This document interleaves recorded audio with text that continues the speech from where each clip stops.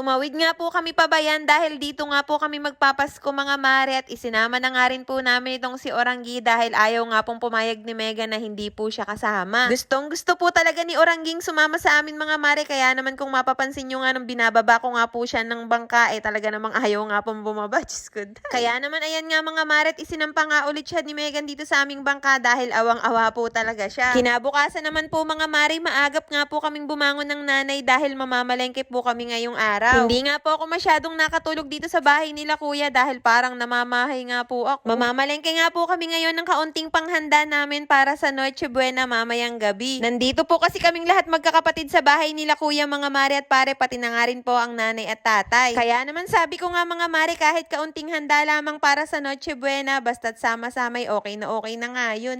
Simula po kasi nung ako'y nagkaasawa mga mare, bihirang-bihira na nga po ako makasama sa kanila kapag ganitong Pasko dahil nakabukod nga po ako ng tirahan. Alas 5 pa nga lang ng umaga mga mare, nasa palengke na nga ho kami at pinuntahan pa nga po namin si Buyok sa bangka dahil doon nga ho siya natulog. Grabe nga mga mare, madilim pa nga lang talaga namang nagkakarami na nga ang mga tao dito sa loob ng palengke. Halos hindi ka nga makasingit dito sa loob ng palengke pamimili mga mare, talaga namang napakaraming pera nga ng mga tao ngayon. Sinusundan nga lang ho namin ni Buyok ang nanay mga mare dahil naghahanap nga ho siya ng mabibilhan ng karne ng baboy dahil balak nga ho niyang magminudo mamayang gabi at kaunting inihaw. Kagabi pa lang kasi mga mare, naglista na nga ho ang nanay ng lahat ng mga bibilhin dahil grabe, sobrang layo po namin sa palengke. May nabibilhan naman po doon kila kuya mga mare, kaso nga lang ay kutakot-takot na laki rin pa ang kailangan. Di bali sana kung hindi ako juntisan. Dito nga po kami natapat sa pwesto nila ate at nakilala nga nila tayo mga mare, kaya ayan at for the kaway nga mga person. Diyos ko day. Ang sarap nga pong tumira dito sa bayan mga mare dahil halos lahat nga po ng kailangan mo ay nandito na, hindi katulad nga po sa amin sa isla. Talaga naman kung ano lamang ang tinda sa tindahan na yun lamang po ang mabibili mo. Kaya naman kapag nga po kami nagsisigang ng isda mga mare, halos wala talagang kagulay-gulay dahil wala nga pong mabili sa tindahan. Dumaan nga rin ho kami dito sa gulayan mga mare dahil bibili nga ho ang nanay ng mga gulay na panghalok nga po sa mga lulutuin namin mamaya at balak nga din po niyang magnilaga. Mabuti na lang talaga at kasamahan nga ho namin itong si Buyok dahil may tagabitbit nga po kami ng nanay ng aming mga pinamili. Dumaan nga rin ho kami dito sa prutasan mga mare at napakaganda nga ng kulay ng kiyat-kiyat at talaga namang orange na orange. 100 nga po ang kilo ng kiyat-kiyat mga mare, 200 naman sa ubas, kaya naman bumili na nga rin ho ako ng 1 kilo. May mga bata ho kasi kaming kasama sa bahay, kaya naman napabili na nga ako mga mare dahil gusto nga rin po nila yan. Magpa 500 peso challenge nga sana po ako ng pang Noche Buena mga mare, kaso nga lang baka mamaya hindi nga po makarating sa aming mga tiyan. Diyos ko day. May ilan nga rin pong nakapansin sa atin mga mare, katulad na nga lang po nitong si tatay at talaga namang tuwang-tuwa nga po siya nang makita nga po niya kami, para din naman kaming mga artista